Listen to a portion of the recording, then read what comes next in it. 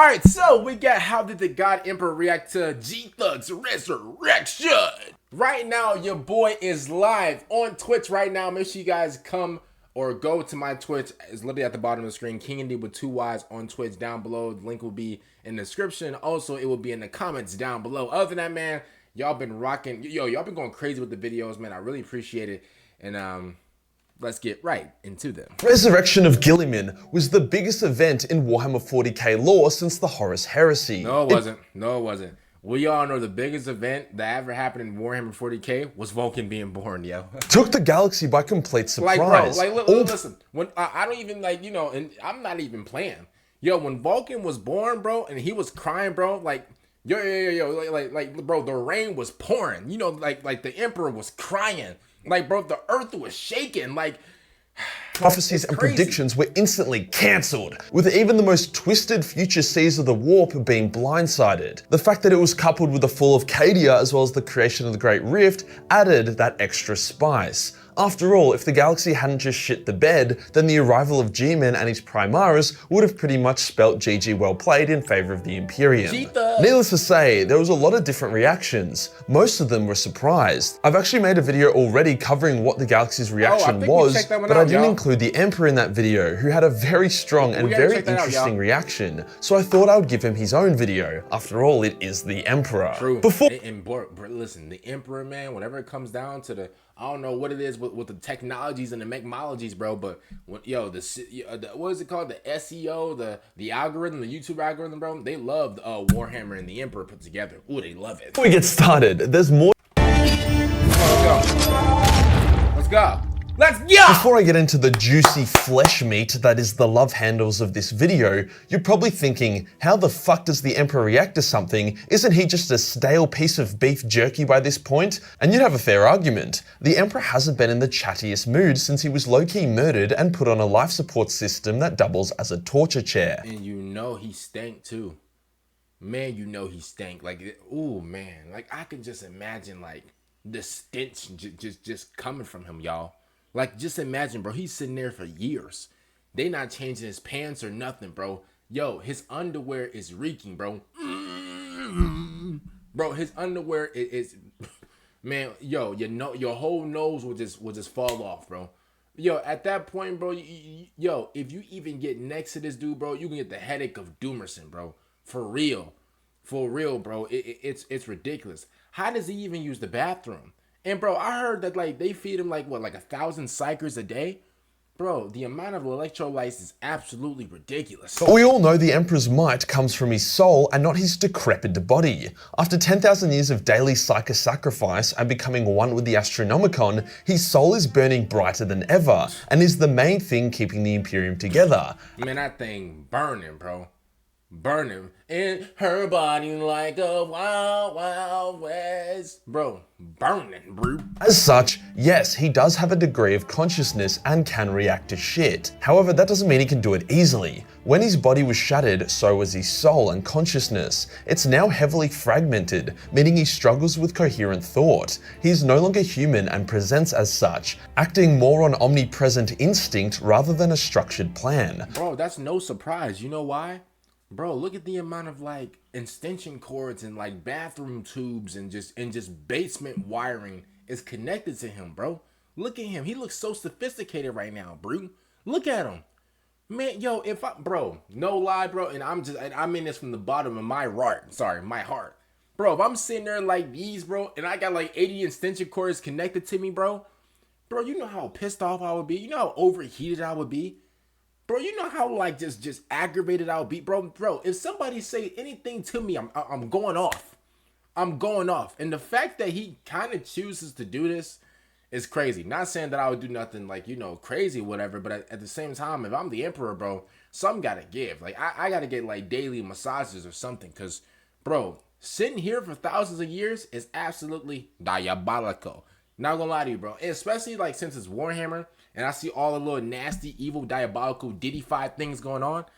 I'm not gonna lie to you, bro. Yo, one fellow swoop. And I don't even know, like, how it's like process will work, but I can't lie to you, bro. I'm starting the Warhammer makeover. Let's just say that. I'm starting the Warhammer makeover process right there and then, bro. No lie. For example, when he created the living saints to help counter greater demons, this probably wasn't a grand plan or human thought. Does anybody, and I mean anybody, know who this woman is right here? Anybody? I'm, for research purposes. Does anybody, let me see if I got that new AI feature, because I gots to know. Does anybody know who this woman is right here? It was his godlike instinct to help mankind. I'm not even sure he was aware he created the living saints when he did. Likewise, he has occasionally blessed or even low-key possessed various humans at times to guide them towards achieving a goal, generally that goal being thwarting chaos. However, each of these actions requires a shitload of willpower and effort from the Emperor. He really struggles to pull himself together, or at least he did until Guilliman returned. Now, since the Great Rift opened at a similar time to G-Man's revival, the reaction he had took a blend of both events. Firstly, he was like, holy fucking shit, the galaxy just shat the pants, dude, with the psychic backlash of the Great Rift opening actually knocking him out for a bit, turning off the Astronomicon and dooming countless people. He was able to turn it back on after about a month, but since time across the galaxy gets a little funky, for some people this took a century or more. However, when Guilliman busted— A century, bruh? Yo, I don't got time for that. That's a whole 100 years. What? 3 nuts to get to Terra to speak with his father, the Emperor was pleased. Not to see a son, no. The Emperor never really considered the Primarchs sons, only forming that bond with them as a form of manipulation. To be honest, he kind— Wait, is that true? Now, here's the thing. I did hear that the Emperor, he basically didn't create them. He didn't create the, he didn't create— Can I not speak, yo? He didn't create the Primarchs like just for like sons, whatever. I think he created them for like I think, and I don't know where I heard this from, but basically he created them for like to be like war masters or something like that. He didn't really create them as like his sons or whatever. So if I'm being honest with you, that actually kind of makes sense. I'm not gonna lie to you, bro. kind of resented them and their need for glory and recognition. So when the Emperor saw G-Man, he reacted as if he had just found a long-lost favorite tool. Guilliman was a bit offended because, a bit emotionally vulnerable after waking up to find the Imperium a toxic, superstitious mess and having just fought off Magnus as well as a massive Khornite invasion. Guilliman would go on to describe their conversation like talking with a star instead of a human. The gist of it was that the Emperor was shitty and dying, but hadn't yet truly given up, instructing Guilliman to take command and do his best to save mankind. We don't get to see the full— Yo, this reminds me of like of a boss and like a worker, like, type of conversation. He's like, oh my God, yo, you're back? Oh, wait a minute, yo, you're good? Yo, let's go. He's like, oh wait, you're happy to see me? Yeah, of course I am. Yeah, they dapping up, doing all types of, yeah, let's go, slime it out. Then he's like, yeah. All right, so when you gonna get back to work?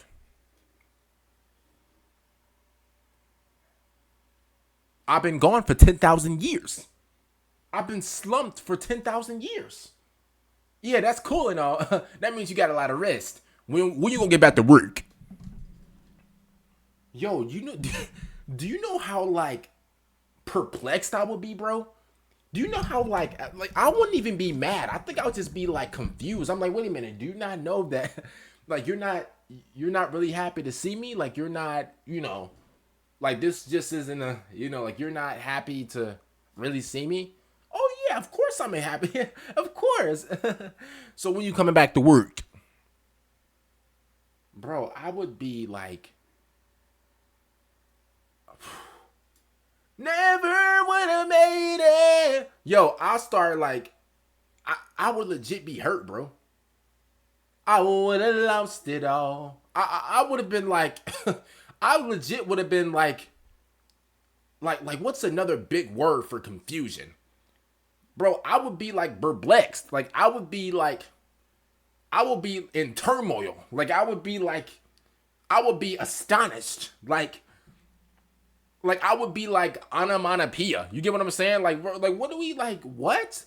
Conversation in the lore. However, an absolute fucking legend by the name of Balam95, I mean, yeah, probably not his real name, made a fan fiction of the conversation, which fits in extremely well without sucking off his own dick like so many fan fiction writers end up doing.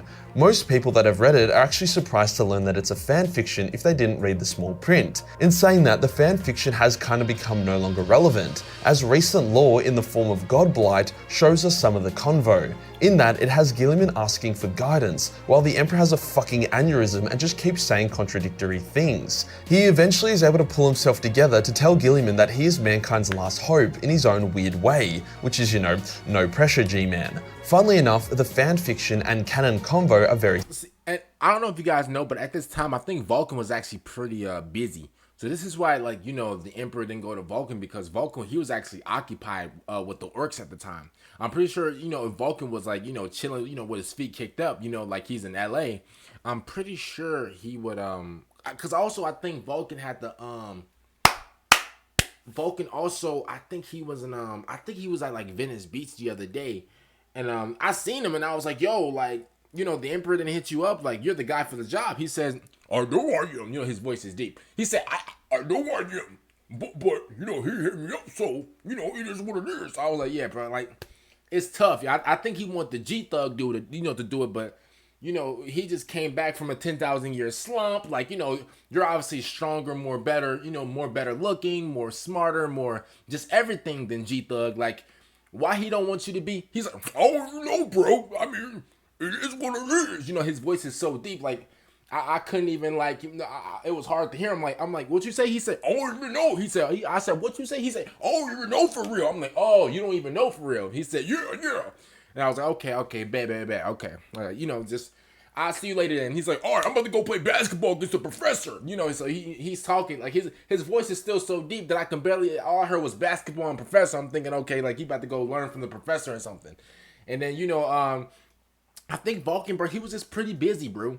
Really busy. I mean, bro, when you're as popular as him, bro, it's hard to, like, you know, really be, you know, really show up for the important times, you know, really show up for other people. But it's okay, you know. I guess G-Thug was the guy. I think G-Thug was low-key the runner-up, and you know, obviously the Emperor was looking over. He was like, yo, damn, man, damn it, where's Vulcan? Damn it. He's looking around. He's like, man, where is he? Oh, there he is. And then, like, he's like, oh, he's busy. So, you know, it is what it is, you know. But, you know, I guess G-Thug, he was a good runner-up. Similar. The only big difference is that in canon, the Emperor is an absolute mess and struggles to articulate his message, whereas the fanfiction has the Emperor as fully coherent but cynical. Both are good, and I'm recommending checking them both out. So that was the Emperor's initial reaction to Guilliman's resurrection. He was pleased but cynical and fragmented. Guilliman was disappointed by the encounter and shocked by how cold and damaged the creature he called father actually was. The Emperor did give Guilliman his flaming sword as a badge of office, and also because it's fucking awesome, so there's that at least. But wait, there's more. G-Man then goes off on his Indomitus crusade, saves the galaxy, claps some cheeks, then goes to Ultramar to fight Mortarion. Now G-Man should have learnt from the last time he fought a demon Primarch that he isn't the greatest duelist on the best of days. You knew that. Like, he's not, like, he's cool and all, like, mentally he's great. Like, he has grit, you know? He has grit, which is an amazing, you know, attribute to have. You know, I got grit, you know? You gotta dog it out sometimes. But we know he's not the best fighter. You know, like, we know he's kind of trash. His combos are kind of weak. We knew that, though. Like, you know, obviously we all know who's the best whenever it comes down to fighting. Don't even have to say his name. Like, you know, like, like, should I say his name? No? Okay, that's fine. But I kind of want to. Like, he's just so special and amazing, and just, he's cool. Like, I like him. We all know Sanguinius, you know. He has the best. He has the best, you know, fighting skills, you know. Then I'll probably say Vulcan second, you know. Hence, Morty gains the upper hand and injects Guilliman with the Godblight, a virus that can kill even a Primarch. And it works. Guilliman rapidly deteriorates, shits himself, and dies. But he survives. Unlike the last time Guilliman died, the Emperor directly intervenes and saves Guilliman, instantly curing him of the Godblight, possessing his body, smacking Morty for being a naughty boy, before then setting Nurgle on fire for a laugh. Of course the Emperor had to jump in and save bro. I mean, like, what do we... Of course, bro. Like, yo, y'all name one time that the Emperor, you know, jumped through and saved Vulcan. You couldn't give me... Yo. Man, I'll give somebody a $5 foot long if y'all could give me a situation, a true situation where, you know, the Emperor actually helped out Vulcan. You can. Why the fuck didn't he I guess I'm keeping my $5 foot long. pull this shit before, I hear you ask? Well, here's the ironic thing about the opening of the Great Rift. Sure, it flooded the galaxy with warp energy, meaning demons were stronger and more present, and Psykers increased in power and instability. But guess who's the strongest Psyker of them all? That's right, the God Emperor of man-fucking-kind. The warp energy that flooded into his cosmic bones has allowed him to reunite his consciousness with significantly more ease. What? It's still difficult for him, but the fact that he can instantly cure the most horrific disease in the galaxy and then bench Nurgle is quite the step up from just sitting there and silently screaming all the time. The Emperor intervening like this, even to go as far as to call Guilliman his son again during the intervention, represents a dramatic shift in his attitude from when he first saw the Lord of Ultramar. When they first met, the Emperor was like, yeah sure, do whatever you want, who the fuck cares, we're screwed anyways. But now it's like, holy shit, this blonde boy is actually doing it. The motivation of seeing Guilliman work so hard to save the Imperium, combined with the extra warp juice he now has, gave him the will to fight. Like, as he is possessing Guilliman, he speaks of things that were previously seemed totally impossible. Stuff like curing demon Primarchs of their corruption and restoring them to their former selves. He even tells Nurgle that he's gonna straight up murder his ass, so yeah, the Emperor isn't fucking around this time. A few people aren't super keen on the fact that the Emperor can now just seemingly save the day at the last minute, giving Guilliman a ton of plot armor. But here's why what happened is actually fine. Firstly, Chaos pulls shit like this all the time, reviving dead champions, teleporting champions to safety at the last second. Fuck, I mean even the demons will always regenerate when the plot demands it. Secondly, I don't think this will be a regular thing. The Emperor likely had to clench real hard to pull this off, and the duel happened during a moment in intense warp spaghetti. For example, Nurgle literally manifested to watch the Emperor talk shit, so if there was ever a time when the situation was suitable for the Big E to make a clutch save, then it was now. If it does become a plot device where G-Men can now just Leroy Jenkins at Demon Primarchs no worries, then yeah, that would be retarded. But Warhammer writing has been pretty solid lately, so I doubt that will be the case. Guilliman isn't the only one who the Emperor has been helping. The emissaries Imperialis Custodes, who usually just sit around and jerk off all day, were told by the Emperor to help Guilliman and act as his heralds who would drop off the Primarchs to the various minor chapters. I mean, again, like Vulcan never needed the Emperor's help. Like this is crazy. Like a lot of y'all will like talk all this ish about Vulcan, but like Vulcan literally never needed nobody's help. He's been him since day one. He's been him since he was created. I mean, like, what do you like? It's just so cool. It's so cool just supporting somebody who's literally number one. Previously, it would take them years of meditation and discussion to determine if the Emperor just did a fart or a burp, but since the Great Rift opened, he was able to communicate with them much more clearly and concisely. Knowing all this, it can genuinely be argued that the Emperor is back. I do like how the writers have changed the setting from the inevitable defeat of the Imperium to the Wild Wild West, where either mankind could now achieve a total victory or the Imperium could fall tomorrow. It makes it a lot more spicy. Well, at least until the rest of the Nids show up and devour everyone. If you enjoyed the video and you want to support the channel, boy Majorkill for this video, man. Right now, your boy is live streaming on Twitch. Make sure you guys go to my Twitch. It's King Andy with 2 Y's at the bottom of the screen. It's in my description and it's in my comment section down below. You got 3 different ways to come to my Twitch down below, man. That means I should see everybody that's watching right now. And other than that, man, if you guys are not subscribed to the channel, do you want to... I don't know. I don't want to I don't want to fight you or nothing, but are you want to rumble? Like what's going on? Like, are you not Oh, you are subscribed? Oh, thank you. Appreciate it. Thanks. you just touched my heart with that one. Other than that, man, I'm going to see y'all later for next one I'm out, and bye everyone.